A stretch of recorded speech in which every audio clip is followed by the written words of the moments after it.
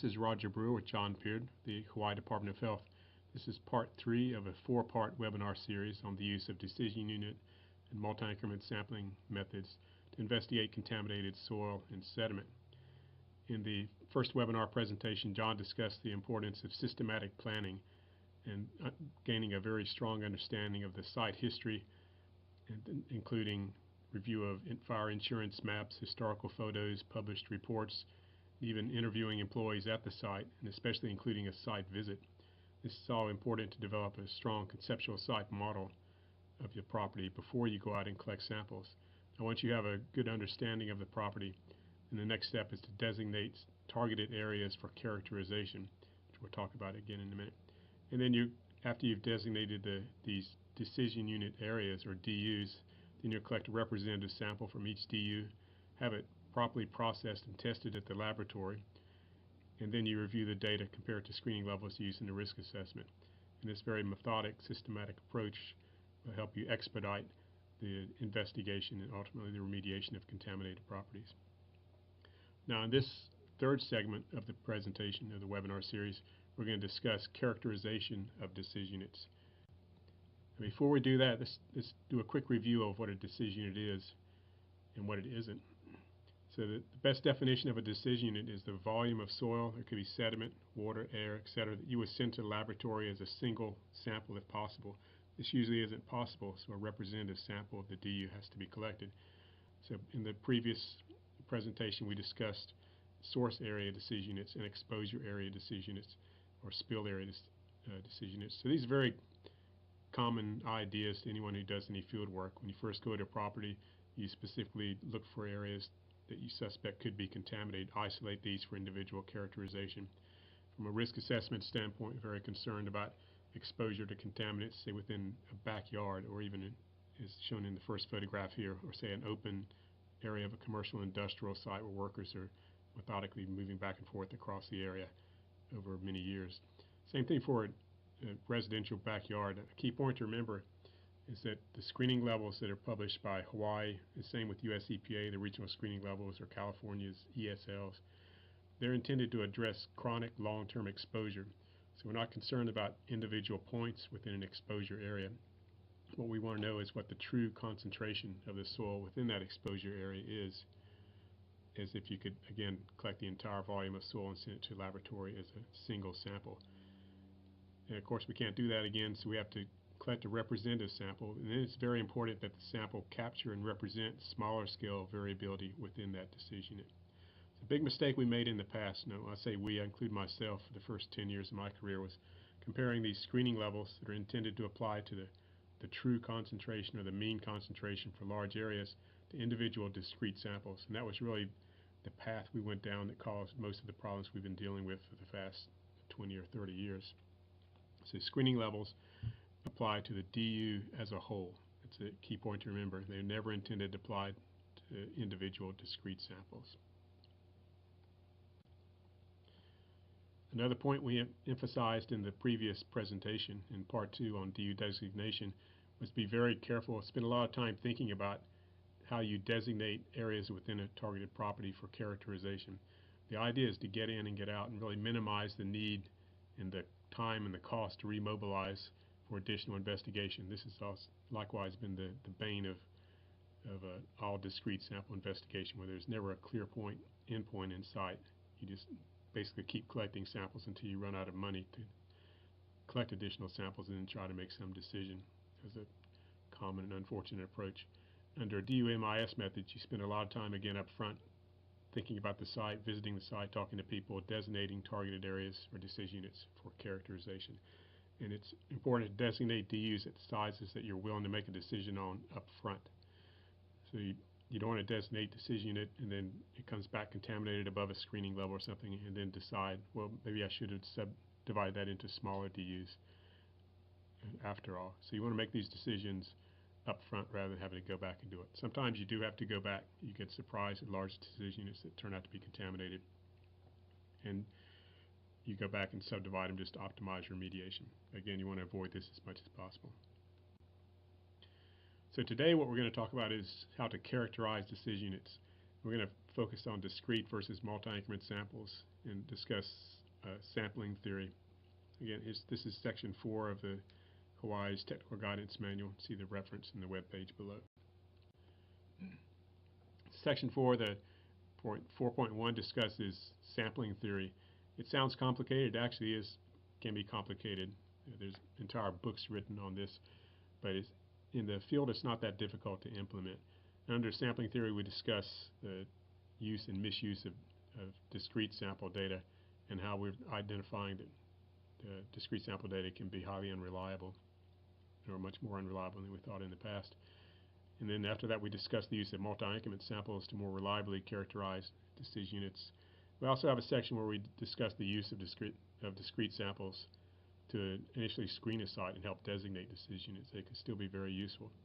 And in the last section, we talk about common DU-MIS investigation mistakes and problems. I'm not going to cover that today. John's going to include that at the end of his presentation tomorrow, or in part 4. There's also a lengthy discussion of this in our guidance manual. So I like to quote Albert Einstein: "If I had 1 hour to solve the problems of the world, I would spend 59 minutes on explaining the problem and 1 minute on explaining the answer." That's really a key part of this whole process and this transition from discrete sampling methods into multi-increment sampling methods. The first step is to understand the problems with discrete samples and the unreliability of discrete sample data before you move on to alternative methods to improve the way you do site investigations with multi-increment sample investigations. And again, sampling theory can seem pretty complicated. I like another quote here. I have it pinned to my cubicle wall by Dr. Zeus: "Sometimes the questions are complicated and the answers are easy." So in the field, it's actually not that difficult to implement DU-MIS methods, even though all the details behind collecting multi-increment samples can seem quite complicated.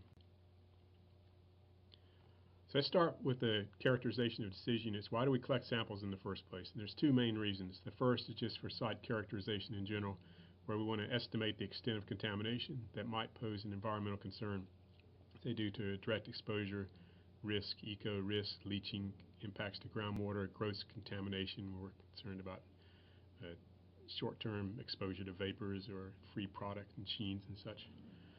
And the second reason that we do site investigation, aside from determining the extent of contamination, is estimate the true, or also think of as the mean concentration of a contaminant for a targeted area and volume of soil for inclusion in a risk assessment or for comparison to screening levels, as we just discussed in the previous slides. So again, remember, all data for particular matter like soil represent an average. So when we say mean concentration for a targeted area of soil, what we really mean is the true concentration. Mean is just, it's an artifact of how we were collecting samples in the past using discrete sample data. And the objective is always to estimate the true concentration of contaminant in soil. Again, as if we could send the entire area, volume, mass of soil to a laboratory for testing as a single sample. And again, we discussed in the previous presentation that particle size is also a key part of decision units. And typically we focus on the -2 millimeter fraction for direct exposure. Sometimes we'll look at the -250 micron fraction or even smaller. So a targeted area of initially targeted area of soil for investigation, it may turn out there are no fine particles in that DU. So there is no DU even though there's a physical area that you're concerned about. We've had this happen at sites that are very sandy. We're worried about direct exposure to fines in the soil. We designated exposure area DUs, went out, collected samples, had them sieved, and there wasn't a fine fraction to analyze. So the DU actually wasn't physically present. Let's look at the origin of discrete sampling methods first. Again, it's important to understand what people were thinking back in the 1980s when they, pretty much of a rush, they developed soil sampling guidance.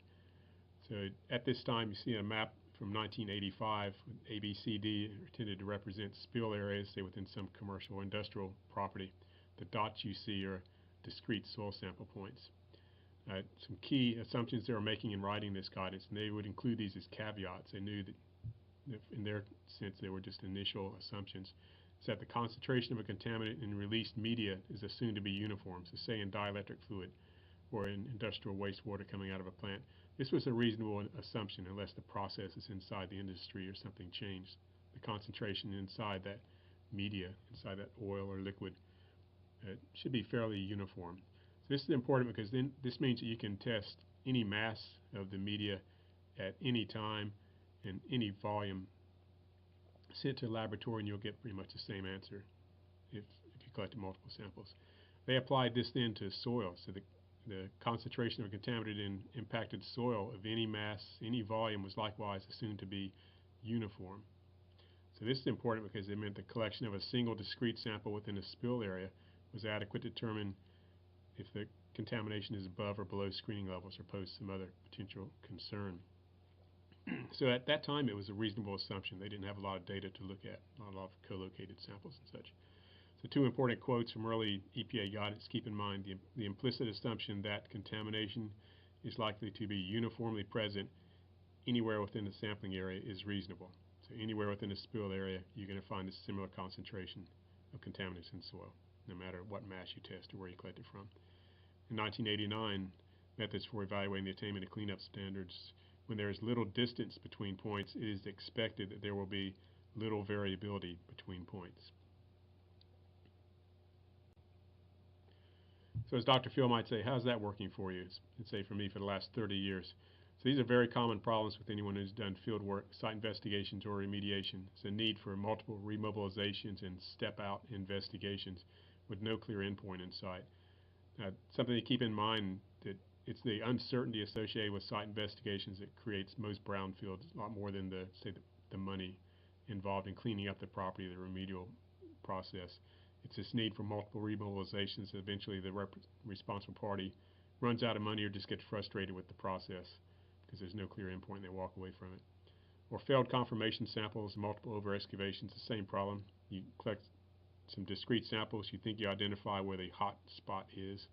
You dig that out, collect confirmation samples, and then surprisingly, some of them fail. So you dig out a little bit more, collect more confirmation samples, some of them pass, some of them fail. Again, the more you dig, the more you test, the more complicated it can get.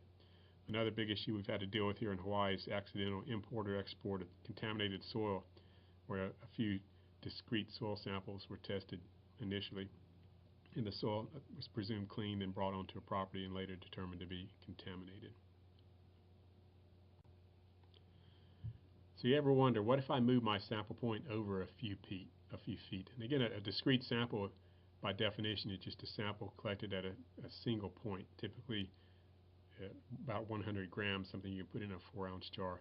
And this is something we always thought about when I was doing field work with discrete samples. What if I move my sample point over a few feet? Would I really get the same answer or something similar? Is it really that uniform? And what if the laboratory tested a different aliquot of soil? So here's something to keep in mind. For metals, the laboratories typically only test a half to 1 gram of soil. That's about a pinch of soil. Now, a pack of sugar, say in a restaurant, is only about 2 or 3 grams. So think what a small mass that is. For VOCs, the laboratories only test about 5 grams of soil. That's about enough soil to fit in a soda bottle cap. PCBs, pesticides, dioxins, TPHs, PHs, about a spoonful of soil, 10 to 30 grams. So when you're going out to a site, you're really testing a pinch to a spoonful of soil and then making, a lot of times, very expensive remedial decisions based on that data. So what if I did move my sample over a few feet? What if the lab did test a different aliquot or subsample of soil in the sample I sent them? Well, we wondered about that too. So a few years ago, we went out to the field, selected 3 sites we knew were contaminated. We had discrete sample data for each one of these sites. In some cases, multi-increment sample data too. Each one of the sites, we designated 24 grid points. And at each one of the grid points, we collected multiple samples, or hundreds of samples at each site, and tested them and looked at variability. Study site A was a site with fine-grained soils suspected to be contaminated by arsenic and wastewater from a facility. So fine-grained soils, contamination with wastewater, we expected the variability or small-scale heterogeneity within this site to be lower than anywhere else. It was kind of an ideal situation where if the contamination was really uniform, it should be uniform here. Study site B was an area actually I mentioned yesterday as former incinerator, where they had taken incinerator ash and we think mixed it with fill material and then spread this around the area to level it out. In this case, you have small bits of lead-contaminated incinerator ash mixed with fill material. So we expected the variability between co-located discrete samples, or even within a single sample, to be a little bit higher than the arsenic site. Study site C was a former radio station where we knew they had been dumping transformer oil with PCBs around the station for many years back in the 1950s and 1960s. Again, we had discrete soil sample data at this site that showed significant PCB contamination. So these areas were fairly small, the smallest 1,500 square feet, the lead site. The others were a few thousand square feet up to 10,000 square feet. So again, at each site we designated 24 grid points, and at each grid point we wanted to look at two things: variability within a single sample and variability within co-located samples. So for variability within a single sample, we refer to this as intra-sample variability. One sample from the site was tested 10 times prior to processing and testing in the laboratory. So for the metal sites, the lead and arsenic, we would collect one undisturbed discrete sample at the grid point, and then we would test it 5 times on top and 5 times on bottom with a portable XRF. The XRF tests about 1 gram of soil, so it's very similar to what a laboratory might do also. Now for the PCB site, of course we can't test that with an XRF. So PCB site, we collected one discrete sample, but then we put it in 10 separate jars, and we're collecting a few hundred grams of sample for each one of these. So for the PCB site, we would, at each grid point, we take one sample, split it into 10 small jars, and then we had the lab test each jar. Now for inter-sample variability, or variability between co-located samples, again we would take 5 discrete soil samples at each point, and each one of these soil samples we would have the laboratory process using MIS methods. So they would sieve them, they would dry them, sieve them, and then subsample them, so that the data we got we're pretty confident is representative of the actual sample we sent in. So then we get an idea of what the variability is between co-located samples outside of intra-sample variability. And we did the same thing for PCBs, 5 discrete samples at each grid point, tested independently. This study was recently published as a critical review of discrete soil sample variability. We published it in 2 parts. Part 1 is the field study results, Part 2 implications, and these were published in the Journal of Soil and Sediment Contamination by AEHS. The field report, and there's some more detailed recorded webinars posted to our webpage, both available. So let's look at what we got. First, here's the arsenic contaminated site, and where we expected low variability, and that's pretty much what we got. So here we're just looking at the co-located samples. Lowest concentration at this particular grid point, 140 ppm. Highest concentration just a foot or so away, 260 ppm. Now if you combine the average total variability within samples and between samples, it was about 2-fold. So what this means that any of the 24 grid points at the arsenic site, the discrete samples collected around a single grid point, you can expect to vary by about 2-fold. That's pretty good from a site investigation standpoint. It might really bother risk assessors. Is the concentration 120 or is it 260? Well, with respect to discrete samples, this is about as good as you can get. Let's look at the lead site, and again we expected a little bit higher variability. This was lead-contaminated ash mixed with soil, and that's exactly what we found. Here's an example grid point where the lowest concentration around the grid point was 120 milligrams per kilogram. Highest concentration just a foot away, 300 milligrams per kilogram. So almost a 2.5-fold just between the co-located samples.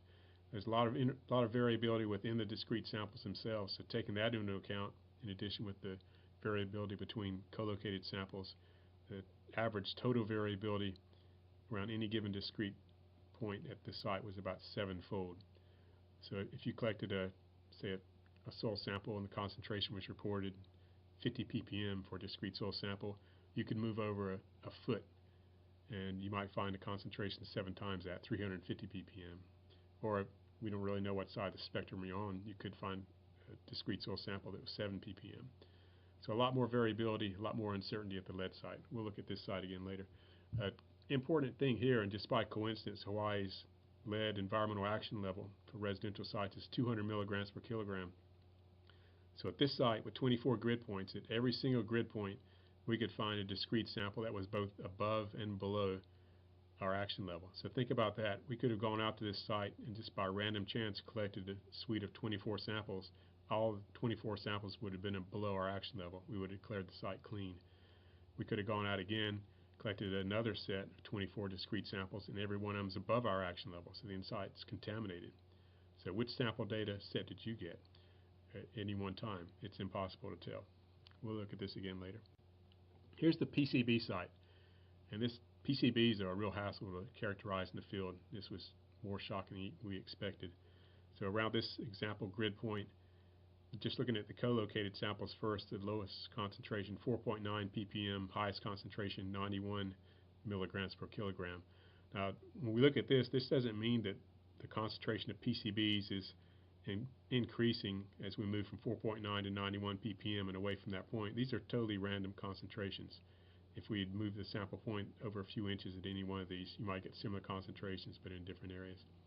Here's something really interesting here. The sixth sample that we collected at this grid point, we took the sample and split it into 10 separate jars and tested each jar separately. So essentially tested a single sample 10 times. The average concentration of that sample was 2,400 milligrams per kilogram. So there's a true hot spot. It really was a spot a few inches across right in the middle of this grid point. So the average total variability around any given grid point at the PCB site about 39-fold. So you could collect a discrete sample at a grid site at this site, at a grid point at this site, and the first sample may come up 1 ppm. You move over a few inches, it may be 39 ppm, or it could be 1/39th of a ppm, depending on which side of the spectrum you're on. So a lot of variability at this site. Here's the actual sample we tested 10 times. At lowest concentration 810 milligrams per kilogram, highest concentration in the same sample, just a different spoonful was tested. Essentially it's 5,700 milligrams per kilogram. So amazingly high variability, almost order of magnitude. Key point here, we saw the same variability regardless of the concentration. We saw the same order of magnitude or more variability at high ppm concentrations, at the same at other grid points where we had lower ppb concentrations. So the variability was somewhat independent of concentration, but it tended to increase with higher concentrations. So what's going on at the PCB site? The same thing with the arsenic site or the lead site. Well, here's what's going on at the PCB site. We got a microscope and looked at the soil in detail. If you look real closely, we started to see these small nuggets of dark soil about the size of a Tic Tac. And if you pushed on them, they were easily broken. And you see in the middle slide here. And if you focused in really closely with the microscope, here's what they look like. They look like a Tic Tacs, or I like to think, since we're from the tropics, kind of like roach eggs. But you see this thin white rim around here. They're about 1 or 2 millimeters long. What these are is they're fossilized drops of PCB oil that dripped down to the soil, sank into the soil, forming small drops, and then dried up. So they're essentially small PCB-infused tar balls. So think about the implications of this. If a key point to remember is the concentration of a contaminant in soil varies with the mass or the volume of the soil tested. This is a key point with decision units. You have to specify the mass that you're talking about when you talk about concentration. Back to the right-hand side of this picture, if we tested this entire sample and checked it for PCBs, we might have gotten very low ppm concentration of PCBs in the sample. If we tested one of these nuggets, one of these little tar balls for PCBs, we'd probably get tens or hundreds of ppm PCBs or even thousands of ppm PCBs. If we could take one of these tar balls and zoom in with a special electron microprobe that could somehow test for PCBs, and we tested a single spot on the matrix, eventually we could test a small enough spot where we'd find 1 million parts per million PCBs. Or testing at the molecular level, even particle level for other contaminants. So that was great. This solved a big problem we always had in the past. What's the maximum concentration of a contaminant at a site? Well, that's easy. The maximum concentration, if present, is always 100%, if you could zoom in close enough at a small enough particle. If it's not present in that soil at all, then it's 0%. Anything in between, you're just diluting the particles with soil, the contamination with soil. So you really have to forget about the idea of maximum concentration within a DU. That's an easy question. It's 1 million parts per million. And the objective is always to obtain the true or the mean concentration for the specified area and volume of soil. And we see the same thing with the arsenic and the lead site. At the arsenic site, we'd see little nuggets of arsenic-infused iron hydroxides, where the arsenic would bind up to small little nuggets of iron hydroxide in the soil. If you tested those, you could get thousands of ppm arsenic, where the soil sample may only have a few tens of ppm. For the lead, if you could zoom in and test individual pieces or bits, pockets of ash, you would get several thousand ppm lead, whereas if you tested the entire sample, 100 grams or even 10 grams, it may only be a few hundred ppm of lead. A chemist who likes to cook showed me this idea, how to make PCB nuggets or any type of nuggets in soil from an oil. Take some dry flour and pour olive oil on it. Real quickly you'll see the olive oil beat up here in the upper left hand corner. And now watch, if you watch the drop of olive oil, it'll beat up and it'll slowly sink into the flour. And now look what happens around the edge of that drop. Is you'll get a white rim where it's mostly flour, there's less olive oil in it, exactly like we saw in these PCB nuggets. Now take your flour and sieve it, and you see all these little nuggets of olive oil infused flour. So think about this, if you're testing this flour for olive oil, if you happen to get one of these nuggets, you're going to get a high concentration of olive oil. If this little aliquot you test doesn't happen to have one of these nuggets, you'll get no olive oil, or very little. So we see the same thing in soil. So this is why confirmation samples fail or pass. It's because of small-scale random variability of contaminant concentrations over a few inches or a few feet. So the concentration reported for any given discrete sample is it's largely random within some unknown range for that particular spot of soil, area of soil you're testing. So a key thing to remember here is the lab data that you get back are not reliably representative of the sample that you sent them.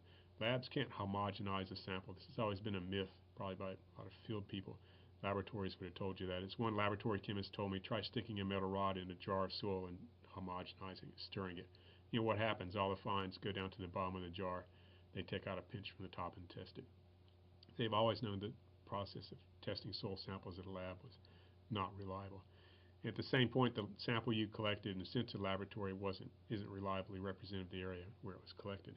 So if you could zoom in this example pit here where we put in lots of discrete samples, excavated what looked like contaminated soil, and then you take confirmation samples, and sure enough some of the confirmation samples come back hot. If you could zoom in and look at where you collected that confirmation sample at the scale of an individual aliquot or subsample lab test, or even a discrete sample, you can see it's highly heterogeneous.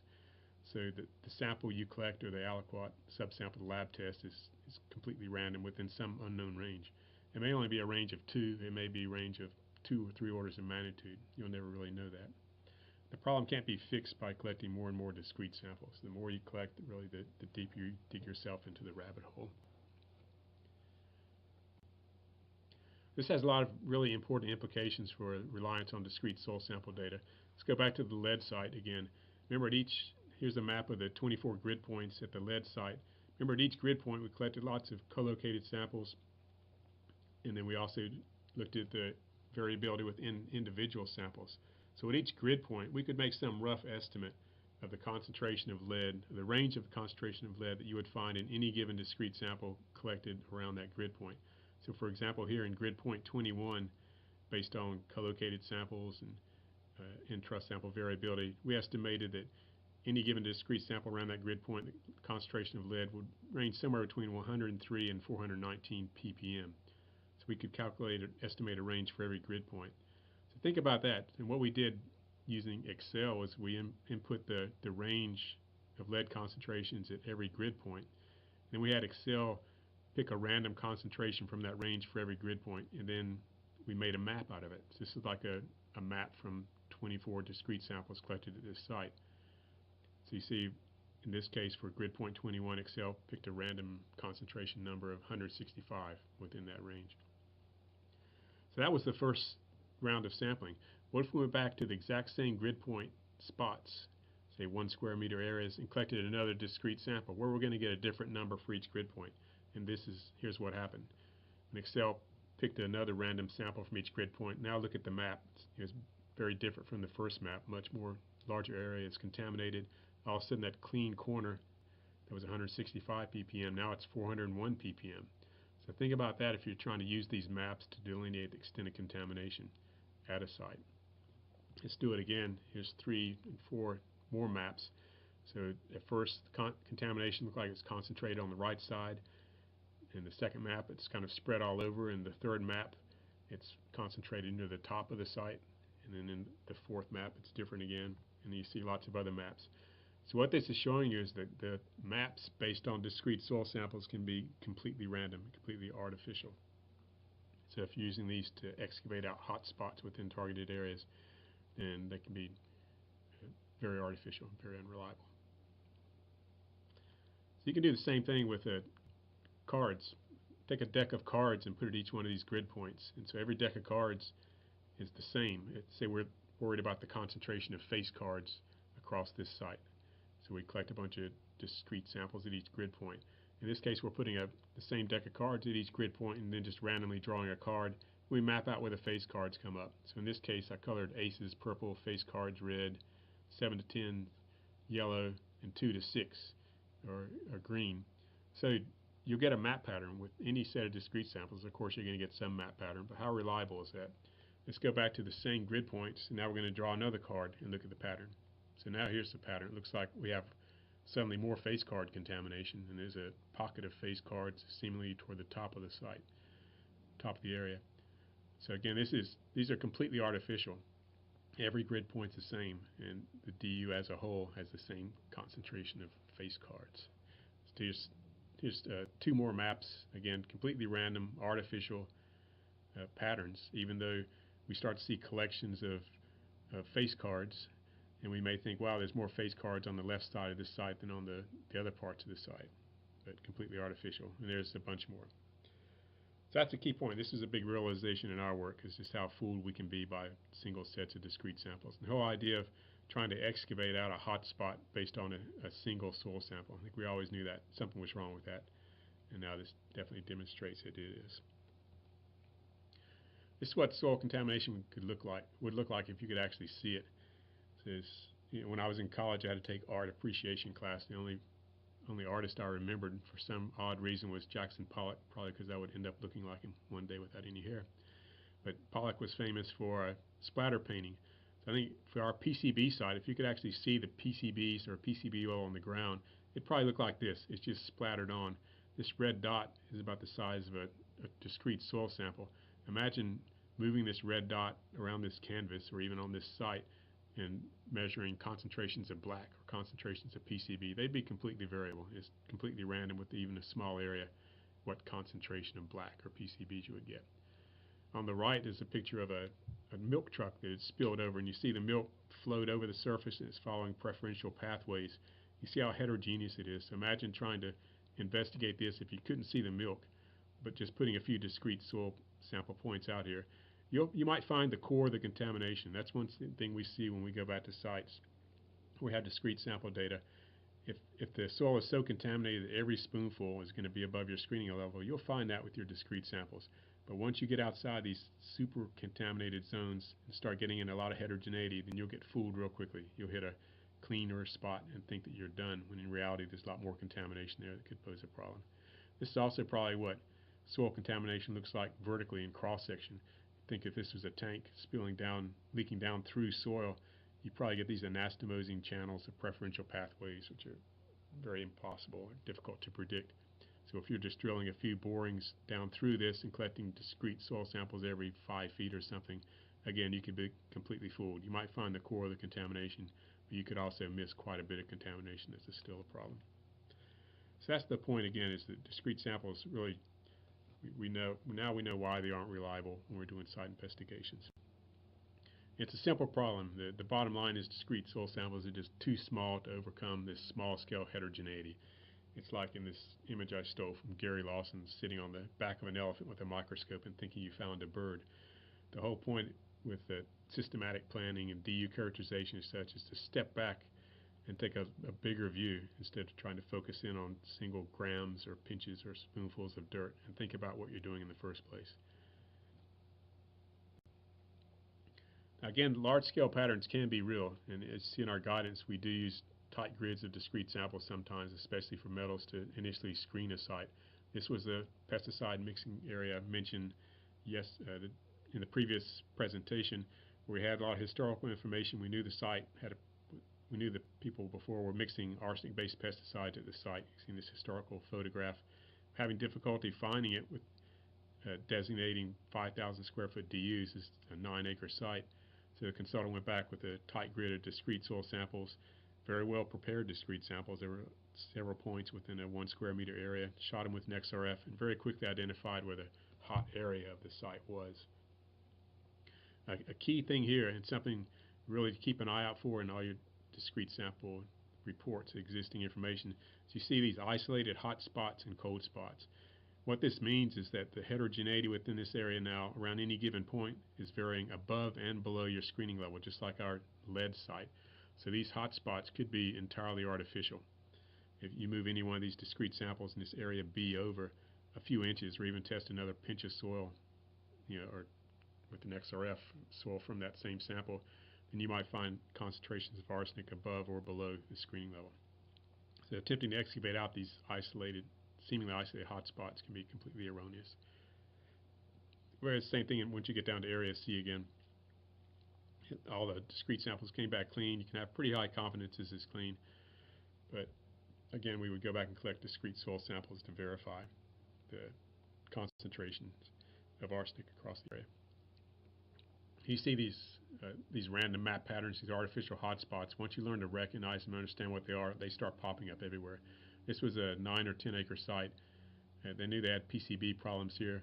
In this case, the consultant, knowing the problems with discrete soil samples, again, they intentionally went out and collected hundreds of discrete soil samples across the surface of the site. They used a cheaper immunoassay kit samples test just to reduce the cost. But again, the idea here was to try to identify large areas of contamination, PCB contamination. And that's more or less what the investigation did. It looked like most of the PCB contamination was over here on the left-hand side. Then you get these isolated little hot spots out here. If you zoom in, they're based on 1 or maybe 2 discrete samples, 1 or 2 spoonfuls of dirt. There are definitely PCBs in this area, but you can't really rely on what the ISO concentration map contouring program predicted here. So any of these spots, any of these isolated hot spots really aren't reliable. The small scale patterns are artificial, large scale patterns are most likely reliable.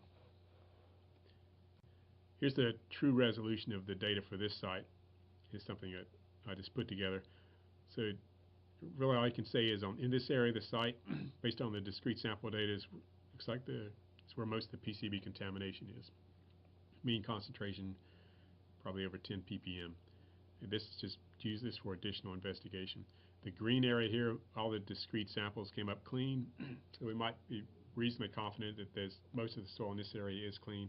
And we have these little isolated hot spots, something going on here with PCBs, where we can't really tell exactly what's going on or if the PCBs actually pose a problem or not. And the same thing down in this area, mostly green. So we would use this information again to split the site up into decision units, go in and collect multi-increment samples, and get a better idea of contaminant distribution and concentration.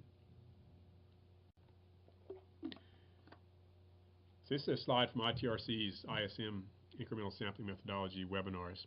This is a former power plant site on Hawaii, as we helped write some of the case studies for that. We're going to talk about ISM and ITRC at the very last slide of this presentation. So again, at this site, we designated, our office actually went out several years ago and collected 30 discrete samples. We thought that we had found the main core of contamination. It matched up with historical data pretty well. We estimated at the surface about 10,000 square feet of contaminated soil.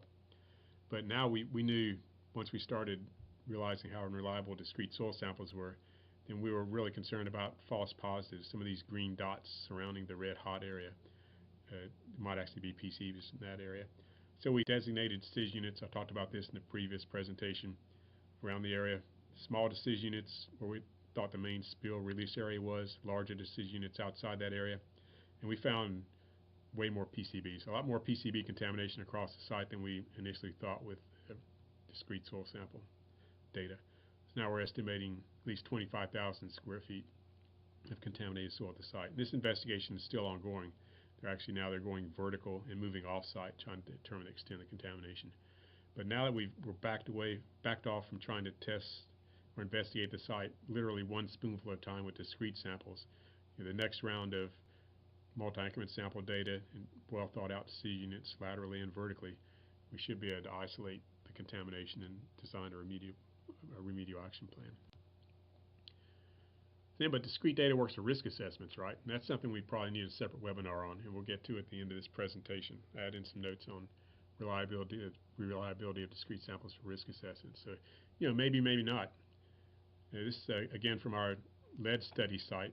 So what we did at the lead study site, if you remember, we had 24 grid points. We had lots of discrete samples around each grid point. So we used those data to calculate 95% UCLs based on different combinations of the data. If we took the lowest concentration of lead at each one of those 24 grid points, we get a mean of 131 ppm lead, 95% UCL of 157.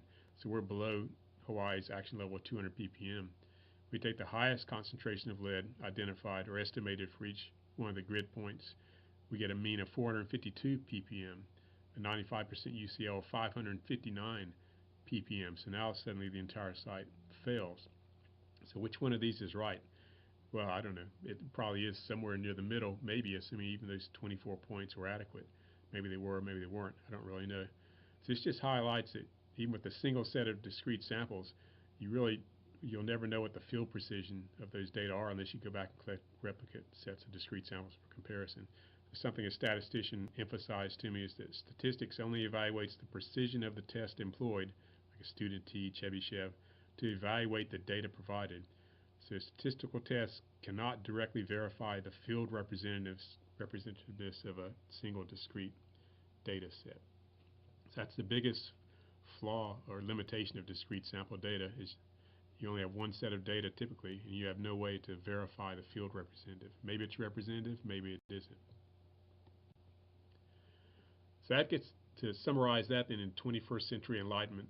What we thought in the 1980s, and I would include myself in this picture, I started working in the early 1990s, is we really thought contaminated soil is like a bowl of steamed rice. That's the way I like to think about it. And what this means, you could collect any mass of sample within this bowl of white rice from any place, any mass, and send it to a laboratory. You're going to get the same number no matter where you collect it. So you only need to collect one sample from your targeted area and send it to a lab, and you'll get reliable data, assuming it was uniform. What we know now in the 21st century is that contaminated soil is more like a bowl of fried rice. So imagine if your question was, what is the concentration of peas in my bowl of fried rice?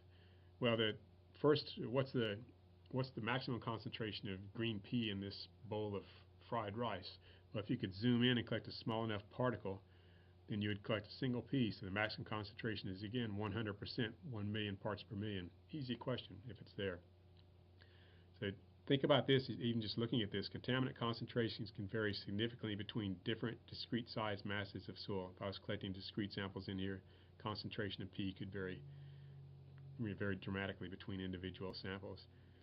So to get a representative sample of this, it's actually pretty obvious what you need to do. First is you want to collect a big sample, a large sample, so that it's representative of everything within your decision unit bowl.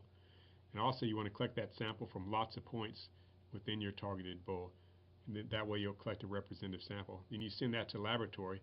They're probably going to process it. Maybe they'll grind it and puree it and then test it for P's. And then you'll get a representative concentration of P's within your bowl of fried rice. That's really the essence of sampling theory. Collect a large sample from a lot of points from a specified area and volume of your media.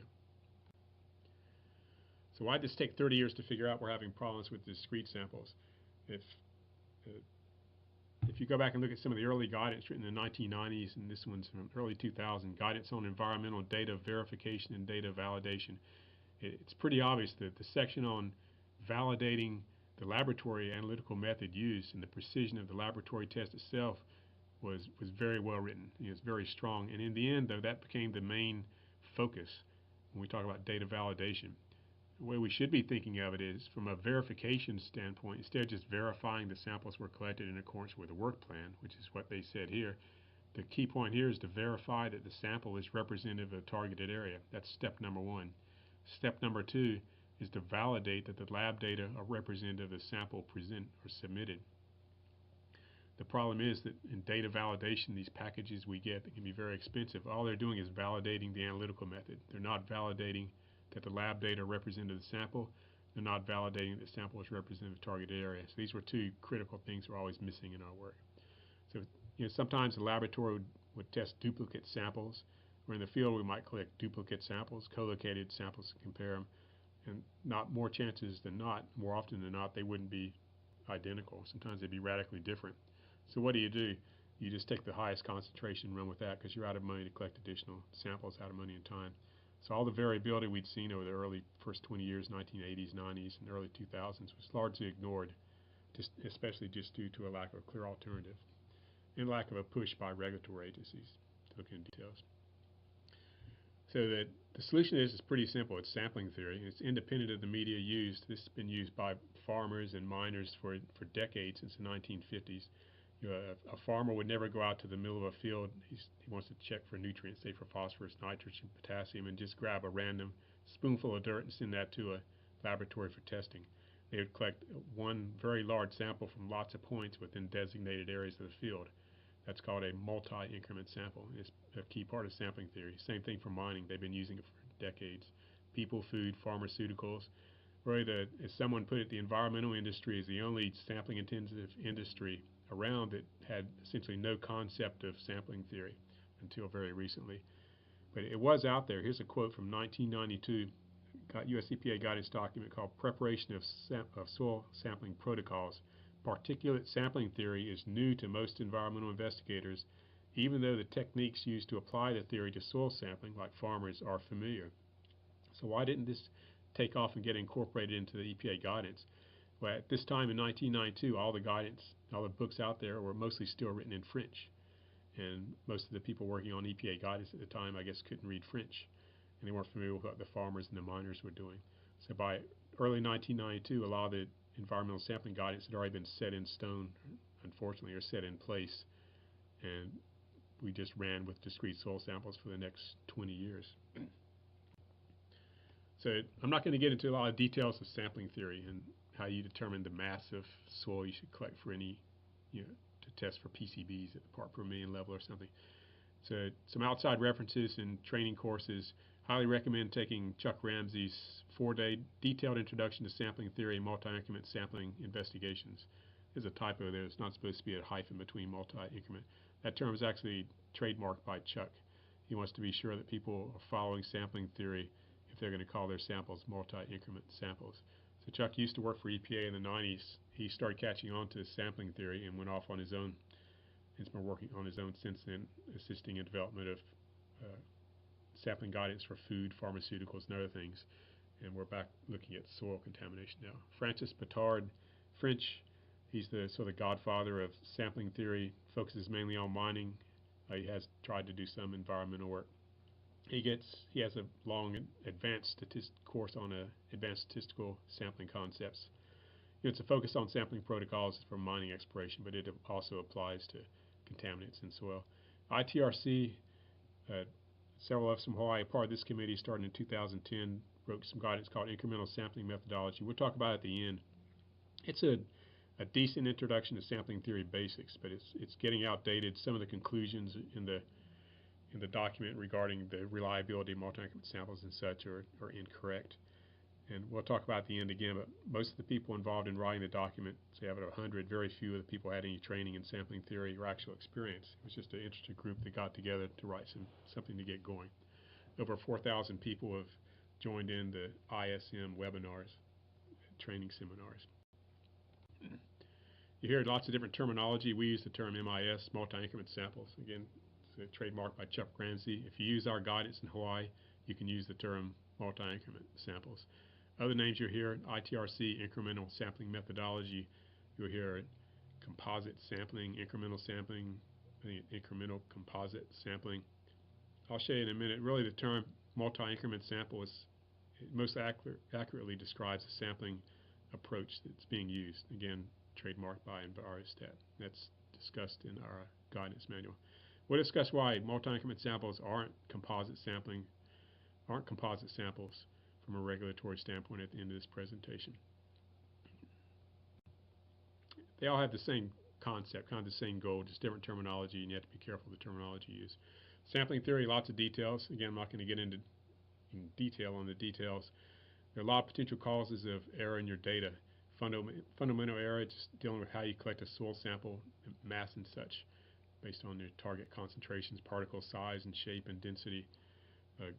Group and segregation error, increment delimitation error, how you collect the sample in the field, how you actually pull a sample out of the ground, how the laboratory prepares a sample, and there's analytical error. So lots of sources of error in the data. This is all described under sampling theory, discussed in Petard's book and summarized in our guidance, in some degree in ITRC's guidance. I like to keep it simple. I like to explain sampling theory with a salad. Let's assume we have some large salad, and thinking in terms of chronic exposure concerns. Say we're allergic to tomatoes over the long term. We're not going to talk about acute toxicity at this point. So we're going to eat this entire salad over our lifetimes, and we want to know, we're concerned about the tomatoes in it. Well, the wrong questions to ask is, what's the maximum concentration of tomato in this salad? So what's the maximum concentration of tomato in the salad? Well, it's 100%. If you could zoom in, go in with a pair of chopsticks and pluck out a tomato and test it, it's 100 ppm tomato. So that's not a rational question, really, from a risk assessment standpoint or site investigation standpoint. Another wrong question is, what is the concentration of tomato at point X? Well, we're not concerned about point X.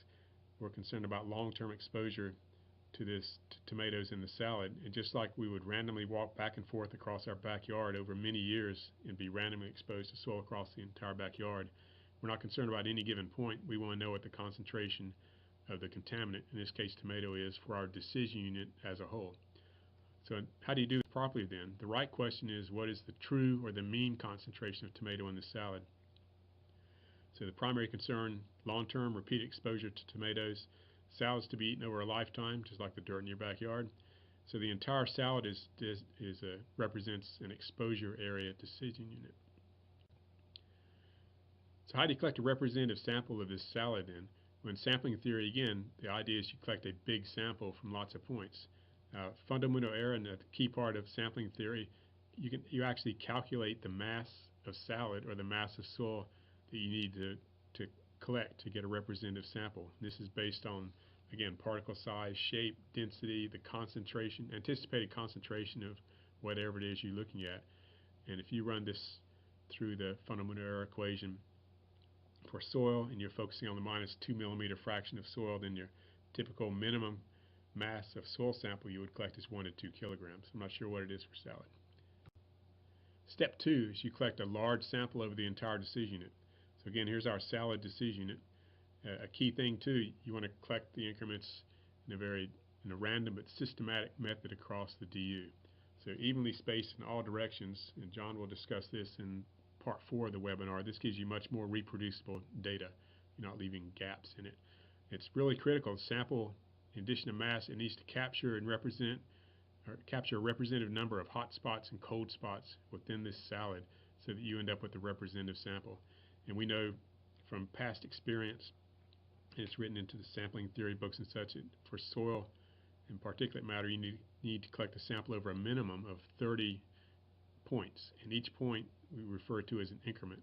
So at each point, we're going to collect a tiny bit of salad and put that in our bowl, and then go to the next increment point, collect another tiny mass of salad. And we combine these all together into a single sample.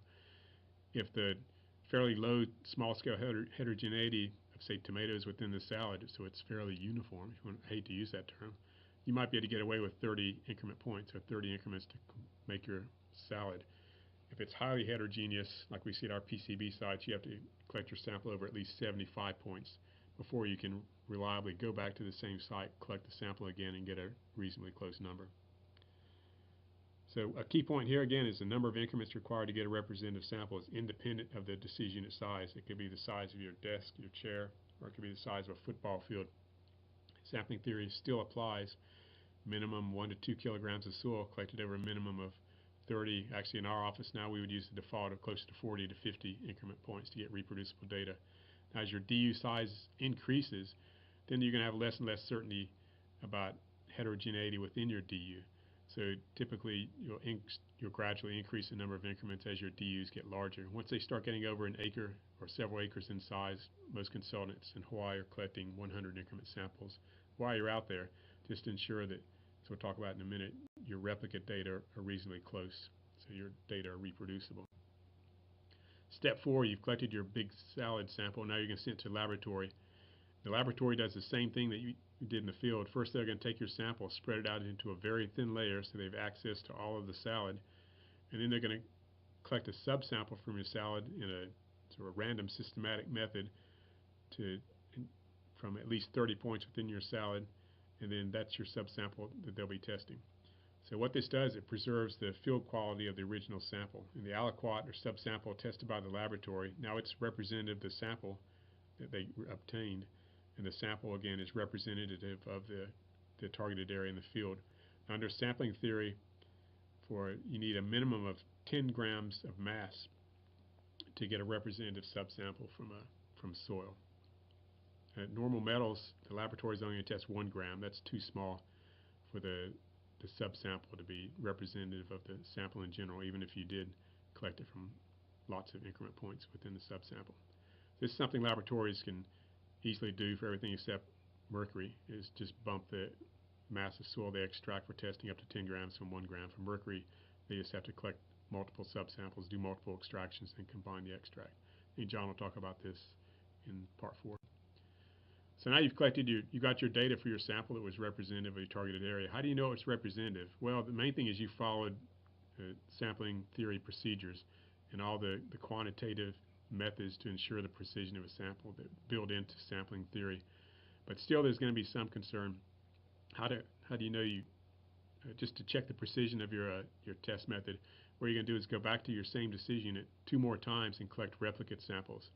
So in this figure, you see sample 2, sample 3. Again, you're going to collect the sample in identical methods, using identical methods. Collect 2 large samples from different points within the decision unit, and now you've got 3 samples. 2 replicate samples, you process them, test them in the exact same method, and now you've got 3 analysis, or 3 different samples. You can compare the data. So if the data come up reasonably close, then you know that the precision of your sampling method was pretty good. So that was a salad. The same thing applies to soil. Here's a decision unit was targeted for investigation. This happened to be a random house lot out in the middle of an agricultural field. So again, we very clearly drew a line around the decision unit, and then the X's represent increment points where 20 to 50 grams of soil were collected, same mass at each point, as marching back and forth in a grid pattern across this DU, and then combined into a single sample. So again, the minimum sample mass, 1 to 2 kilograms sample. When it gets to the lab, it's carefully processed and subsampled, and then we'll shift locations of the X's and collect another 2 samples, or 2 replicate samples from the same DU to check the field precision of the sampling method. Now, we don't have to do this for every DU. You don't need to collect replicate samples for every single decision. That's a common question. It's very similar to the quality control methods used in laboratories, where they only do it for say test 1 round of quality control samples for a batch of similar samples. It's the same thing for testing decision units. In our case, we test 10% of decision units at a minimum to check the precision. Here's what a multi-increment sample would typically look like. We put most of our samples, put them all actually, in for non-volatile chemicals in 1 to 2 gallon heavy-duty Ziploc bags, and we double bag any individual sample. And this is what the laboratory receives. The laboratory gets it. They'll set it up similar to a bakery. They have used baking trays lined with, in this case, aluminum foil. Spread the sample out, let them air dry for a day or 2, and then they'll take the sample, sieve it down to less than 2 millimeters, or whatever your decision unit particle size is. You may be looking at a finer grain fraction. And then once they sieved, dried and processed the sample and sieved it, you spread the sample out into a thin pancake, and then use a special tool, typically flat bottom tool, or in this case it's a core shaped tool, to collect a subsample from your spread out sample that's processed. So you want to make sure that the subsamples you collect from each one of these small increment points evenly covers the entire thickness of your spread out sample, because the fines are likely to settle to the bottom with coarser material on top. John will review this in a little more detail in the 4th session, the 4th presentation. So how does the laboratory know that it did a good job subsampling, processing and subsampling your sample?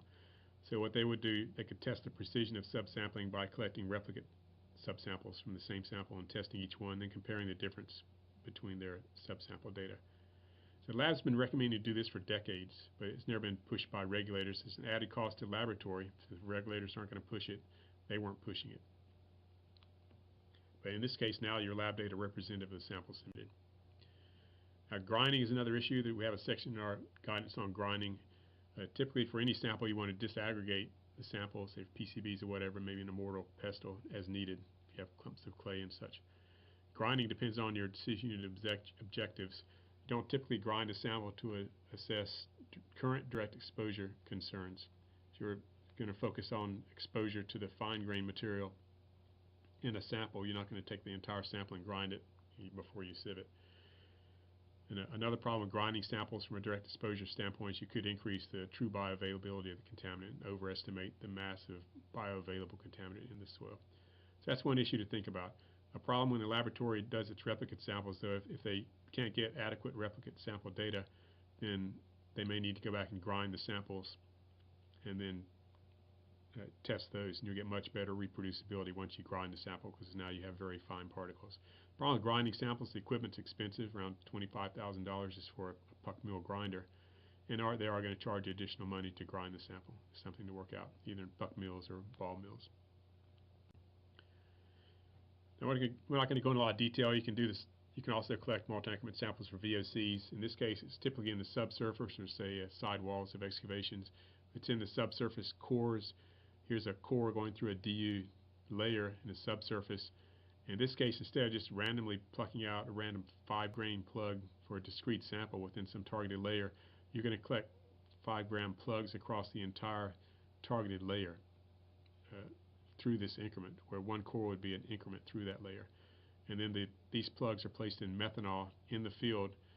So you tell the laboratory the mass of soil you plan to put into the jar. They'll put in about the same mass or volume of methanol, and then you place your soil sample in there, send that to the laboratory for processing and testing.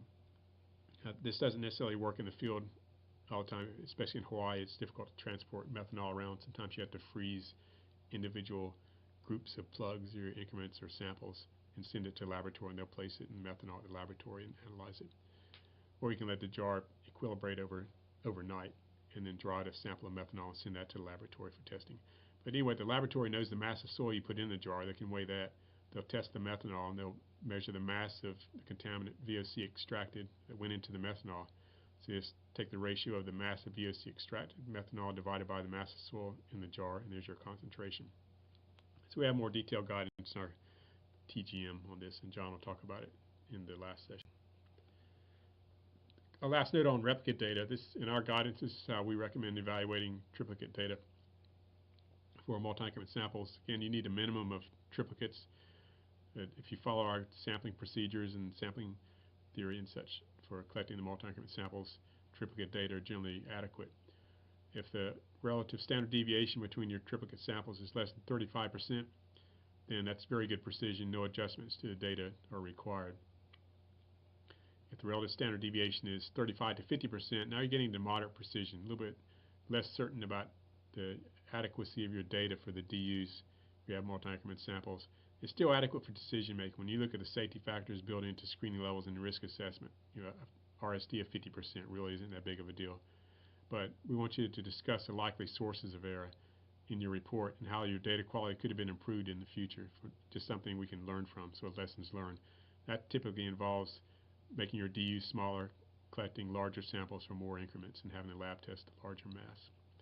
When the relative standard deviation of your replicates gets to be 50 to 100%, now we're starting to get concerned about the precision of the sampling method and the representativeness of your data. So in this case, the data need to be reviewed in a site-specific environmental hazard evaluation or risk assessment. I also recommend considering the use of a 95% UCL and also adjusting all related decision unit data. So remember, we're only collecting replicate samples in 10% of the decision units that are tested, and you need to collect replicate samples in each group of DUs that have some relation, say it's the same spill source or same spill scenario, same soil type, or whatever in the field. You group all your DUs for similar scenarios together. In one of those DUs, or 10% of those DUs, you're going to collect a replicate sample. But in this case, we have a high RSD for the replicate samples we collected, so we're going to have to adjust all the other DUs where we didn't collect replicate samples to reflect the lower precision. Once your relative standard deviation gets above 10%, then you have really poor precision in your data. So you need to consider first having the labs retest the samples to check for laboratory error. It's rarely the case. It's usually field error. Your sample wasn't large enough or your DU was too large. If the data are approaching an action level, then we would recommend reconsidering sampling the same area by breaking it up first into smaller decision units and increasing sample mass and the number of increments included in the sample, and increasing the mass tested by the laboratory just to get better precision on the data. John will discuss this a little bit more in part 4 of the webinar.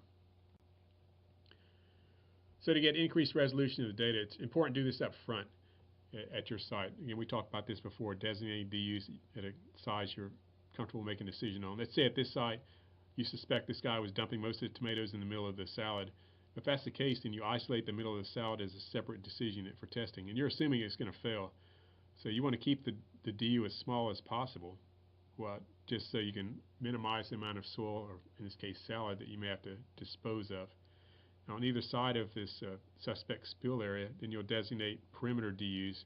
In these areas, you're hoping that the concentration of tomatoes or PCBs in soil is going to be lower than your screening level, so lower than level of concern, and these will be flagged as clean. There's always a concern when people getting started with this, with way MIS or DU approaches, they're going to dilute out the concentration or dilute out the contamination of the site. It's never in a consultant or an RP's interest to mix in suspect contaminated areas with assumed or suspect clean areas of soil. Chances are they're just going to flag a lot more soil for remediation than they needed to. So in practice in the field, then DUs around suspect source areas are as small as possible. So you want to isolate these suspect spill areas as much as possible to optimize remediation, minimize remediation costs. So the idea of diluting out hot spots is completely against the interest of the consultant and the representative party. And again, in this case, where would you collect triplicate samples? I think John's going to talk about this again, replicate samples. Typically, you're going to collect it in the area of the site of most concern, either because that's the source area, the spill area, where you suspect most of the contamination is. You want to be really certain of your data in that area. Or it could also be in an area where the site that poses the highest risk, say with the highest risk of exposure. Maybe it's a playground area, even if it's not where you suspect the most contamination is. You want to be very confident in the data. So in each of those areas, you might typically collect a set of replicate samples. Again, this is discussed in our TGM, our guidance manual. Now compare this to discrete samples. In the previous slide, we had 3 DUs. I'm collecting triplicate samples in the middle one and 1 on either side. So I'm sending 5 samples to the laboratory. Here's what I would have done in the past when I was still collecting discrete soil samples. How many samples should I collect from this salad? Well, how much money do I have for analysis? I take that amount I've got for analysis in the budget that I usually didn't have any control of as a consultant. Someone else wrote the work plan, divide it by the cost per analysis, and that's how many samples I can collect. So in this example, I'm going to collect 6 discrete samples within this salad. So look, this is probably the size of actual discrete samples. What can I do with that data? In the past, I might have tried to make isoconcentration maps and such, or calculate averages. And you can see that just the limitations of this approach compared to multi-increment sampling approaches. They're just samples are too small, they're too few, and they don't address the question asked. The question asked is, what is the true concentration of tomatoes in the salad, or the mean? Here's a quick example then of DU MIS methods. So in this case, the middle area here, let's just assume it was, we suspect it was contaminated with arsenic. It's going to cost a lot of money to dig this soil out and get rid of it, so we split the targeted area up into 4 DUs. Maybe it's about 100 cubic yards, a few hundred cubic yards at most. So we try to get small DU sizes, in this case, to optimize remediation. Now we think we know the boundary of contamination. You see it's surrounded by these perimeter DUs, and ideally we're setting these far enough away from the contaminated area that we're hoping they'll come back clean. Within each one of these areas then, we're going to collect a single multi-increment sample. So I don't show a lot of the X's. The X's represent the points where the increments were collected to prepare a single multi-increment sample. It'll be the same for all the DUs. Now one of the DUs within the hot area, let's say DU2, we're going to collect triplicate samples just to test the precision of our sampling approach. So you can see down here collecting the samples with a sampling tube. John's going to talk about the sampling methods tomorrow. You see the triplicate samples, laboratories processing them. This is actual real data from a similar site. It was arsenic. So the multi-increment sample data, sample A 140 ppm, B 179 ppm, sample C 135 ppm. That's great data. Very confident if we go back to the same area again, we're going to get a very similar concentration. Relative standard deviation 16%. 95% UCL, which we wouldn't usually use in a multi-increment sampling approach anyway, but it's 192 milligrams per kilogram. We'll talk about that whole issue with UCLs at the end. So that's how this would work. Typically, to collect a multi-increment sample, once you get the DUs laid out, it takes about maybe 10 or 20 minutes to collect a single sample from surface soil if it's fairly easy to collect. In general, we assume 45 minutes per sample and say 2 hours to get in and get out of a site, even if you're only collecting one sample. And the 2 hours would get you maybe 2 or 3 samples. Other than that, once you know the number of samples you collect, you can assume about 45 minutes to sample, and that'll give you some rough idea of how long it's going to take to investigate a site. 2 hours plus 45 minutes to sample for all the samples over, say, 3 or so samples. Here's an example of DU-MIS results for this site. Again, sure enough, most of the contamination we isolated pretty well inside. All the red is above our action levels. The yellow is above the action. We detected, but in this case, arsenic was below the screening level. So that DU of soil is okay. It can stay in place. Nice green perimeter. All our perimeter DUs came up clean as suspected, except on this side. We got surprised, and our outer DUs, which we hope would be clean, both came up contaminated above our screening levels. Now we have to do another step-out investigation. But in this case, it's very well defined. It's a much more clear endpoint.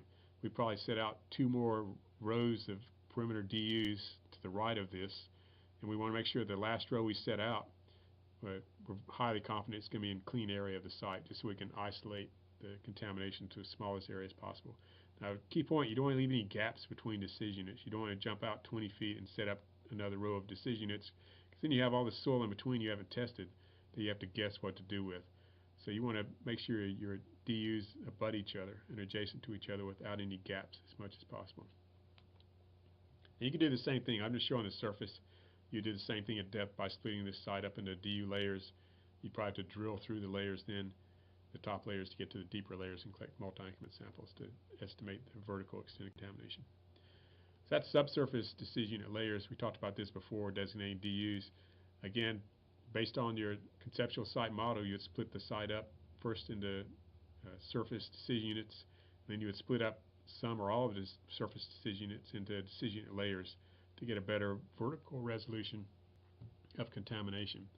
So again, just because one of your targeted DU layers is covered with additional soil doesn't mean that sampling theory doesn't apply. It still does. You need to collect at least 1 to 2 kilograms of soil from that targeted DU layer, ideally from at least 30 points or more. Now, one quick point to think about, most DU layers are thin slabs. When you look at the thickness of a DU layer compared to its width and length, it's really a slab. It's like a thin book. So it's really important when you're designating your increments or laying out your grid to collect increment points in a random systematic fashion that the increments are evenly spaced in all directions, so in a grid. And John will talk more about this tomorrow, some of the problems with uneven grids of increments, or just random increments. Now the data aren't as reproducible. Now some DUs at depth, in more rare cases, they can be deeper or thicker than they are, wide or long. This is an example someone just mentioned just a few days ago. A consultant called me and said, hey, we're putting in a telephone pole. We know the soil is contaminated. We need to test the soil for disposal and run T-clip and such on for hazardous waste. Pretty small area, just maybe 5 feet by 5 feet or something that we're going to have to excavate to put the pole in or drill out the pole. So in this case, the DU is deeper than it was wide. So yeah, you don't have to put in 30 borings in this case. The main point is collect 1 to 2 kilograms of soil from evenly spaced increments, minimum 30 increments. So in this case, maybe you can just install 4 borings or so, just a small number of borings, but then they're going to be evenly spaced apart at the surface. Then you collect increments at the same spacing at depth. So you'll collect multiple increments in each one of the borings until you get ideally a total of 30 increments from your cores. Again, it's important to ensure even lateral and vertical spacing between your increments. That gives you much better reproducibility. Now in this case, what the consultant actually did was install 3 borings within, it was really a small area, and with the idea that each core they could use as a replicate sample just to test to see how reproducible the data from one point to another. Could they have gotten away with a single boring through this small area they're going to put in a telephone pole? Really interesting, they tested for PCBs, lead, and arsenic just by chance. It was an old dump site. The RSD of the PCBs between the 3 samples came back 150%. So PCB concentrations were off wildly by an order of magnitude between cores where they prepared samples from the cores just a foot or 2 apart. Lead, I think the RSD was around 70%, so a little bit less variability between essentially co-located discretes or cores through this. And arsenic variability was, I think, 40%, so less variability. It just shows the issues you have with depending on samples from individual boreholes or single borehole DUs like we talked about earlier, and whether or not they're representative. Maybe they are, maybe they aren't. So you really have to understand your site before you rely on that data. Now we talked about replicates already. With subsurface replicates, sometimes it's just not going to happen. For whatever reasons, you're not going to be able to put in 90 cores or collect 90 cores from a single DU, especially at an active facility, a commercial site or something where it's paved or it's a building and such. So in this case, the collecting of field precision replicates where you collect completely independent sets of replicate samples isn't going to happen. If that is the case, then you just need to note the limitations of your subsurface data and what the limitations on the field precision of the samples are. You can adjust this or kind of accommodate for these problems not being able to collect field precision replicates by simply making your DU layers thinner so that any single sample represents a smaller mass of soil.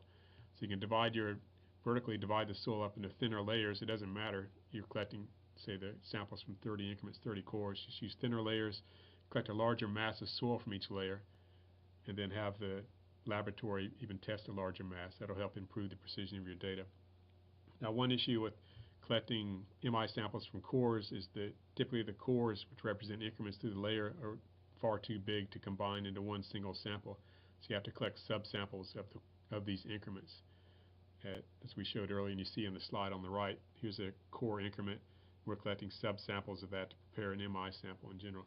So we'll have 30 of these cores. Each core through each layer represents an increment. We have to subsample that increment and then combine all the subsample plugs into a single bulk sample, again 1 to 2 kilograms. So each increment we try to target collecting 20, 30, or 50 grams of soil to combine to prepare the bulk sample. So in this case, we're introducing another source of error into the sampling process. In this case, we have to subsample the increments. So even if you can't collect field precision replicates, another thing you can do is collect 3 sets of subsamples from one of the DUs from every core in every DU layer. So you'll have 3 replicate subsampling replicate samples for each DU layer. So you have 3 samples for each DU layer, and then you compare the RSD for these replicate samples, and it'll give you an idea of the precision of your subsampling. So that's discussed in our TGM. That might have sounded a bit confusing when I was explaining it. We're just testing the subsampling precision. So I'll get to some last notes. That's sort of the key points for this sampling theory, explain with the salad problems with discrete samples, how to collect multi-increment samples in the field. A lot of details in sampling theory. You really need to understand the details if you want to do this properly. So again, recommend taking a good course in sampling theory. A few last notes, the common questions that come up. Isn't it just composite sampling? And aren't discrete samples required under some regulations, like under TSCA for PCBs? Don't I need to collect replicate samples from every DU and calculate 95% UCLs? We talked about it a little bit. We'll discuss that again in a few minutes. Don't I need to look for acute hotspots within DUs with discrete samples? Another kind of erroneous reason to collect discrete soil samples. And how does discrete and MI sample data compare from the same site? So we'll look at one site there. Answer the TSCA question real quickly. The standalone use of DU MIS methods is now allowed under TSCA under the risk-based option in 40 CFR 761.61C, risk-based disposal approach. But you have to propose this up front and discuss it with EPA. In Hawaii, if your multi-increment sample for PCBs exceeds 50 ppm, you have to report to the EPA Region 9, and then EPA Region 9 would also review the work plans and look at the adequacy of the decision units for the site. In addition, with our office, we would have co-oversight. Let's look at some of these other questions. Isn't this just composite sampling? Definitely not, at least not in terms of TSCA. So under TSCA, composite has a very specific regulatory meaning. Even under sampling theory, composite has a very specific meaning. What we've used in the field called composite samples in the past has really been improperly used as field slang. So the problem with composite samples, or one of them, is there's no well-structured approach to collecting the samples to begin with. There's no consideration of sampling theory. And we'll look at another problem in a minute, but you really want to avoid reference to multi-increment samples or even ISM samples, whatever you're going to call them, as composites and reports, because you can get into a lot of problems dealing with regulatory requirements on how to address composite samples. So compositing under TSCA refers to intentional mixing of soil from potential spill areas with areas that you suspect are potentially clean. And this violates up front a key part of TSCA. Says no person may avoid any provision specifying a PCB concentration by intentionally diluting the PCBs unless otherwise approved. So imagine if you had PCB oil that was over 50 ppm PCBs and you had to dispose of it at a hazardous waste landfill. What you're not allowed to do under TSCA is dilute that PCB contaminated oil with clean mineral oil and get the concentration below 50 ppm. That would violate TSCA. Same thing in soil. Same concept applies to soil. So under TSCA, remember back when they wrote TSCA and the guidance to begin with, they were assuming that the concentration of PCBs within any suspect contaminated area is going to be uniform. So under TSCA, what composite means, it's the same thing. At this site, let's say you designate 4 decision units. You suspect there's some PCB contamination in this area. Maybe you think especially it's probably in here. So here's your 4 decision units. And the old idea of thinking a single discrete sample from each area is going to be representative of that area, including in the suspect contaminated area. But now you've got 4 samples you have to pay for. So what you can do under TSCA is you can combine these samples together at the laboratory, individual discrete samples, and prepare a composite sample for those discretes. And then the laboratory only has to run 1 test. So instead of testing 4 samples, you only have to test 1. Under TSCA, you can combine up to 9 discrete samples. What you're really doing and what the intent was under TSCA is you're combining up to 9 what should otherwise be independent areas for testing. That's important because under our guidelines for decisions in general, each individual decision unit has to meet your screening level. So if you're combining them together, then that's a problem. The samples together, that's a problem.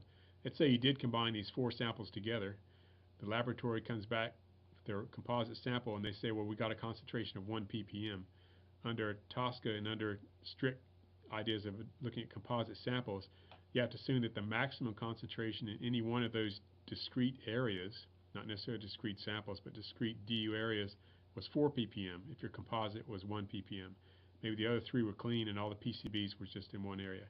That's the way composite sampling works under TSCA. So and that's why multi-increment samples aren't composite samples. In reality, we're compositing DUs, not necessarily samples. This ensures that no single sampling area, as they would say in their guidance, or we would call a decision unit, exceeds a target clean level. So you can do the same thing in theory with multi-increment samples. Again, we have the same 4 targeted areas. We're going to collect a single sample from each area again, but instead of collecting a single increment discrete sample, now we're collecting a single multi-increment sample, or a sample from many increments in the area. So now we have 4 individual multi-increment samples, and we're going to send these to lab, and we have to pay for 4 analysis. But in theory, you could combine all these 4 samples together, have them processed and tested as a single sample, and then just assume, say you got 1 ppm PCBs again, that one of the samples could have been 4 ppm PCBs. So what you have to do is you have to multiply your sample data from the laboratory by the number of decision units included in the composite. Not necessarily the samples, just represent the decision units. Well, no one would ever do this with multi-increment samples. We definitely don't allow it in our guidance, and it would be a really silly, amazing waste of time. A key thing with multi-increment sampling approaches you probably already picked up is you're sending a lot fewer samples to a laboratory. Typically for standard investigation, maybe 5, 10, or even 15 samples to a laboratory instead of dozens or hundreds of samples. So you're really reducing your analytical cost up front, and it would be really stupid, to be blunt, to combine multi-increment samples or composite them into a single sample for testing and multiply the resulting data by the number of MI samples, the number of DUs included in it. So it's not allowed. Don't do it. Compositing isn't allowed under multi-increment sampling approaches, and multi-increment samples, even incremental ISM samples, and under sampling theory and definitely under TOSCM regulations, are not composite samples. So last notes with 95% UCLs and quantification of discrete versus multi-increment sample data precision. This idea comes up, or issue comes up, with risk assessors, and I think we do need a separate webinar just for MIS for risk assessors. So let's think back now. Why do we ever start using a 95% UCL to begin with discrete samples? So again, under discrete samples, each individual sample is never or not intended to represent the DU area mean. So instead, we use statistical tests. Students T. Chebyshev is used to address distributional heterogeneity within the discrete sample set and estimate the mean. Now, if you look back at the early guidance, they knew this method had a lot of limitations on it. How many samples should I collect? How do I know the data set are representative? So up front, they recommended looking at the variability and then using the 95% UCL of the mean to address distributional heterogeneity within your single data set, within your single set of sample points within that DU. That's employed for risk assessment. You can improve the precision of the statistical test by increasing the number of sample points, but this is rarely done. There are equations to do this in ProUCL and other programs. It's rarely done. Sometimes the equation says you need to collect dozens or hundreds of samples, but you're out of time and out of money. So typically what do? You just take the maximum concentration of your set if your UCL is above the maximum, which it usually is, and try to make some call on that, which is definitely not a proper science-based method to do it. And there's also very little to no consideration of sampling theory in the collection of discrete samples. So that also adds to the reliability of a data set based on discrete samples. This includes minimum mass and such. How you collected the sample is rarely considered. You're just looking at a table of numbers from the risk assessor standpoint. You have no idea really how those samples were collected.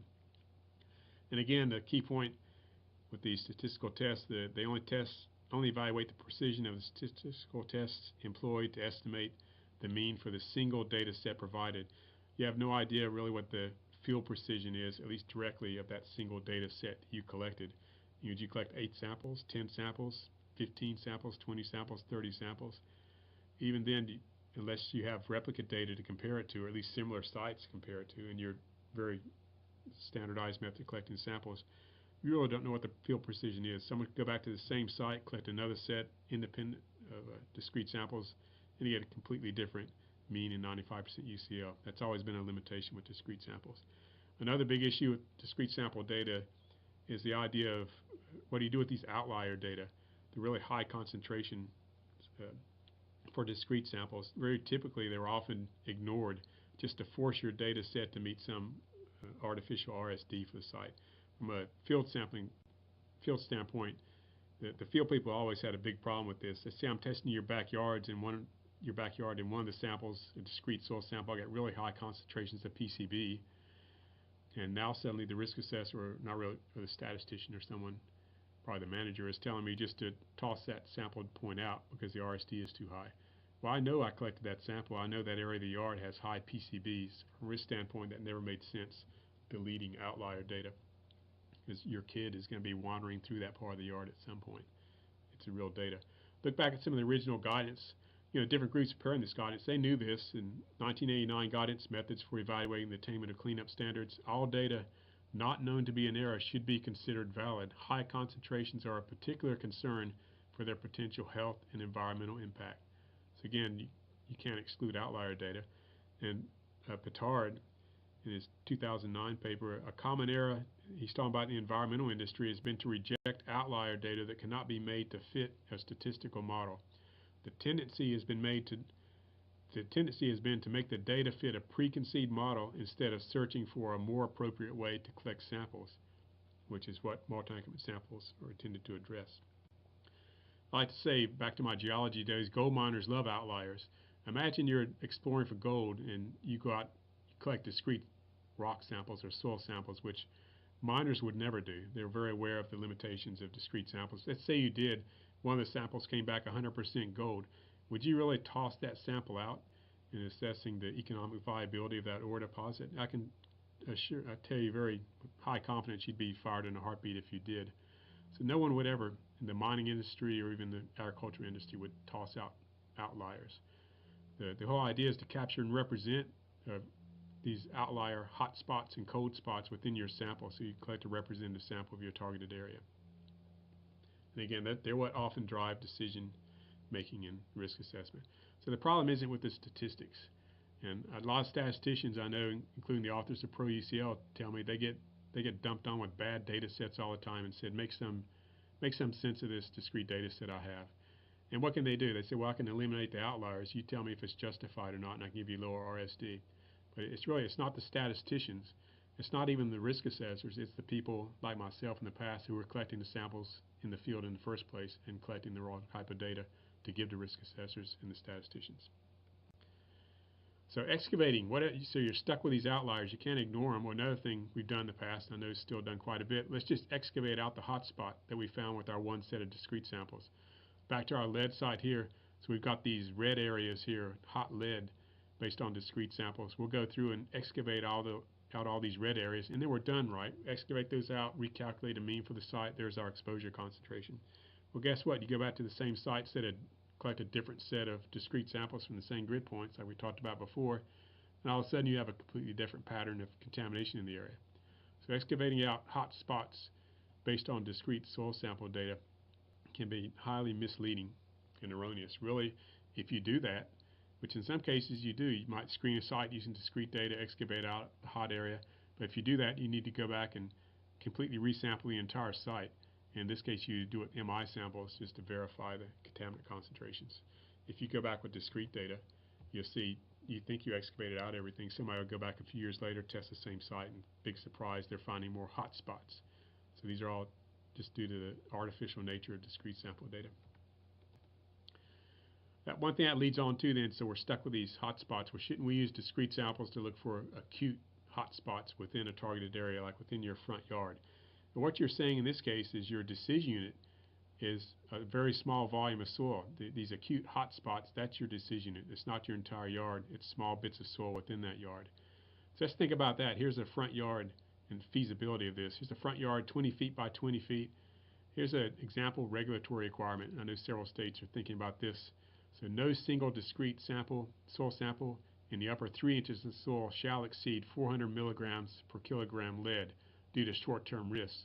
So a kid eating just one small mass of soil at one time might shoot his blood level up too high, or a few of these over a few day period. Let's think about this in detail. What are we really talking about here, looking for? So the total mass of soil in this front yard, 20 by 20 feet, top 3 inches, about 3,000 kilograms, about 3 million grams. So what's your decision unit? What's your DU? Well, individual discrete sample is about 100 grams, fit in a 4-ounce jar. In this case, your front yard has 30,000 potential DUs in it. How many of those DUs do you need to test to demonstrate that no single discrete sample, no single 100-gram mass of soil within my front yard exceeds 400 ppm? Well, it's going to be a lot, and you're never going to do that with a typical discrete investigation method. You're not going to have the money or the time. And really, what does 100 grams mean? That has nothing to do with risk. It just happens to be the size of a jar you put your dirt in, or the amount of dirt you typically put in a 4-ounce jar. So how about the mass the labs test anyway? Because the sample data they give you back isn't representative of that 100 grams. It's only representative of 1 gram they test. Now you're suddenly dealing with 3 million potential acute size decision unit mass of soil in your front yard. Well, good luck with that. How many of those do you need to test to demonstrate with any degree of confidence that no single 1 gram mass of soil exceeds 400 ppm? You'll never do it. But none of these have to do with risk. Let's think about it in terms of risk. The default child soil ingestion rate is 200 milligrams a day. So that's starting to get reasonable in terms of risk, at least, talking about decision units. Now you have 15 million potential decision units in your front yard.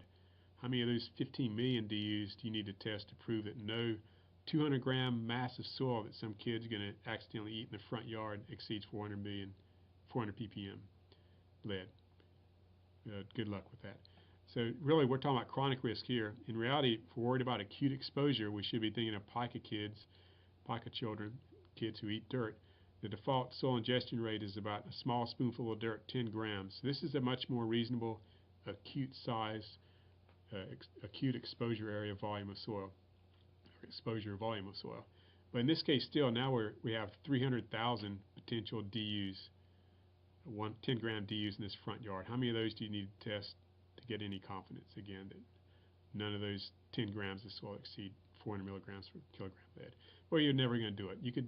You collect 59 10-gram masses of soil, have them test the entire 10 grams, and you can be 95% sure that 95% of the other, 299,000 or whatever, 10-gram ashes you didn't test don't exceed 400 ppm. No one's ever going to do that in reality. So in reality, if you're worried about acute concerns, point number one is acute soil screening levels don't exist for most contaminants. The EPA's regional screening levels, Hawaii's action levels, California's screening levels, they're all based on acute risk, where you're looking at the mean true concentration for very large areas. That's where multi-increment sampling comes in play. So there are no acute soil screening levels for most contaminants. The only one where there might be is potentially for lead, like we're using up here. So if that's the case, it's not feasible to negate the presence of any small mass of acutely toxic soil, say with lead, with any degree of confidence based on the soil data. You have to do a visual check of the yard, use a metal detector, maybe do soil washing, trying to pull out bits of lead paint or lead shot. But in the end, if you're concerned about some 10-gram mass of soil or a piece of lead shot the size of a BB in your yard, if you're really concerned about that from an acute toxicity standpoint, all you can do is scrape the site or cap the site. You'll never be able to verify that with soil data. And then you would evaluate chronic risk with multi-increment samples. Now the assumption has been in the past, which I think would still hold up, is that if this front yard passes for chronic risk, maybe anything except lead, then it would also pass for this hypothetical acute risk if we happen to have toxicity factors for some contaminant in the front yard or in your DU. That's something else we can discuss more in MIS or risk assessors. Let's compare this. It's really apples and oranges I showed here, if you caught that. Let's compare this to how we quantify the precision of multi-increment sample data. In this case, the individual samples were specifically designed to represent and to reflect your DU area mean. So the quantification of precision is built into the sample collection and processing method. This is sampling theory, fundamental area that we already talked about. So the quantification of precision is already built into how you're collecting the samples in the field. So how do you test that? The precision of the sampling method is tested, addressed by testing, again, replicates from a minimum 10% of related decision units have similar spill scenarios, soil types, contaminant types, and such.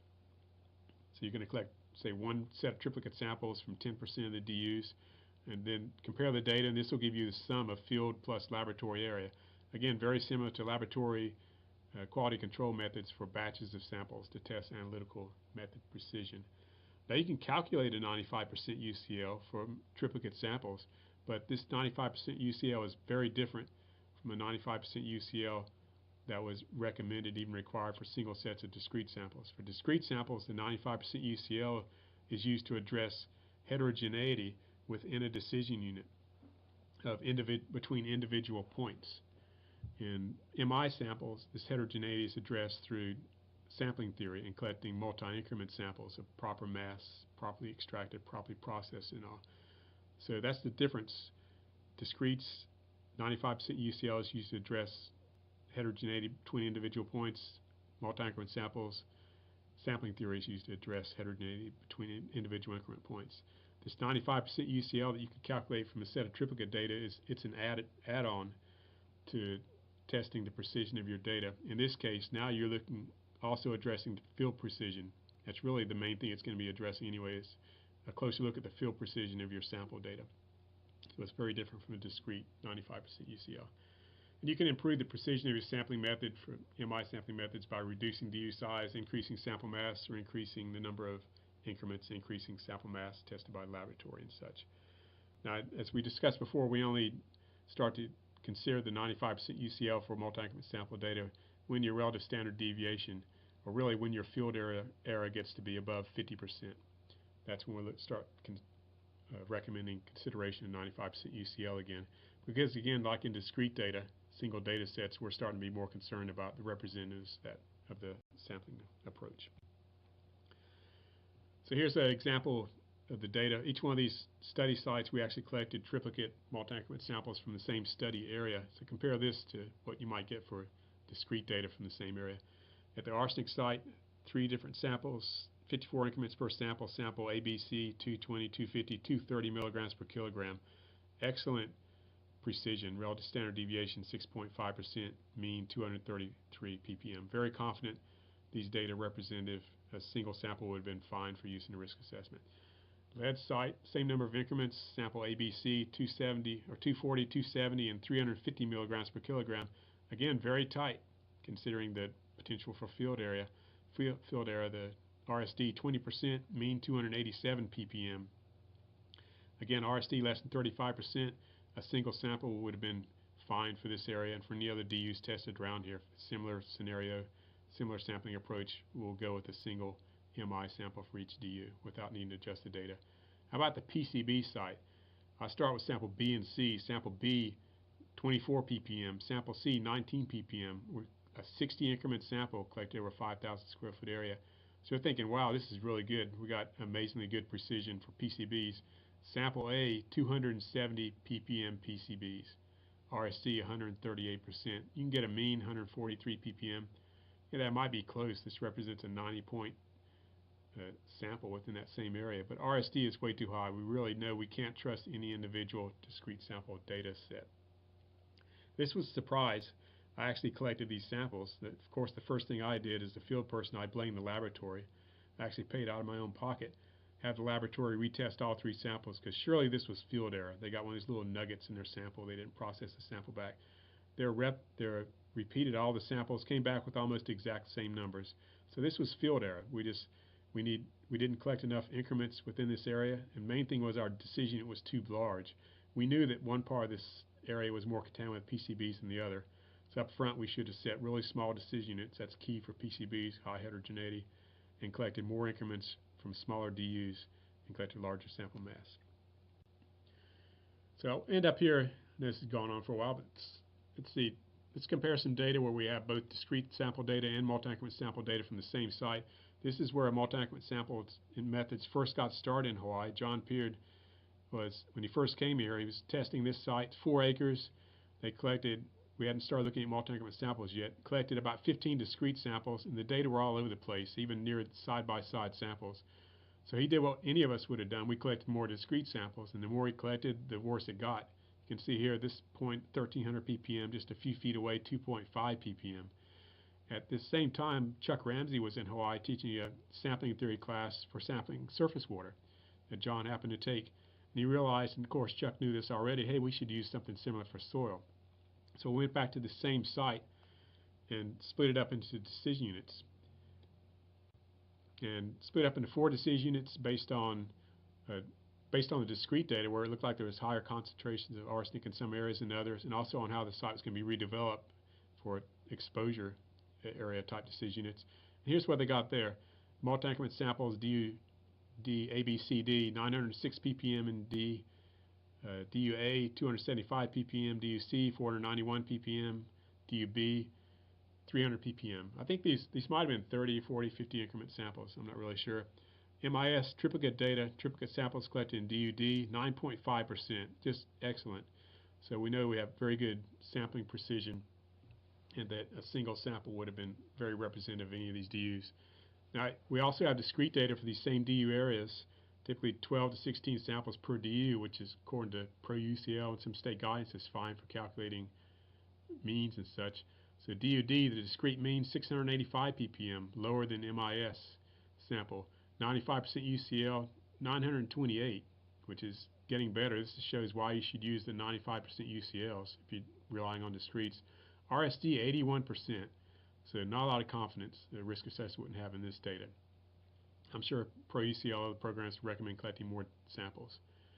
So let's look at all these DUs. One thing to note is DUA, MIS 275, discrete mean 168. Let's look at DUC, MIS 491, discrete mean 397. We see this all the time. the mean of discrete samples is very typically lower than an MIS sample, and that's because the discrete samples are missing hotspots. You're testing fewer areas with discrete samples typically. You're not collecting the samples properly, and you're going to end up missing hotspots. You're going to get a lower mean. So the 95% UCLs also in DUs A and B for the discrete samples, a lot higher than the MIS. In the MIS, we have a lot of confidence in. Look at how high that is, 529 versus 225, RST 87. No confidence at all in this UCL. You might think it's conservative, but if you're having to pay for the cleanup here and your screening level is 200 ppm, you probably think otherwise. Same thing for DUC, the UCL far higher than the MI concentration, RST 91%.